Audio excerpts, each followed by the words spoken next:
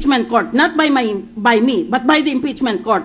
Imagine if all the lawyers did that in front of the impeachment court, if one of the senator judges took the forum to express his opinions. Kasi salungat sa gusto mo, kaya ayaw mo pakinggan. Kung ayaw mo pakinggan, umalis ka sa korte. Aalis na nga po sana ako kaya lang... Granted. If that is in the form of a motion, go ahead. Nangahamon ka. Aalis na po ako. Dito ako nakaupo Gaganyan ka sa akin? Po ang masusunod.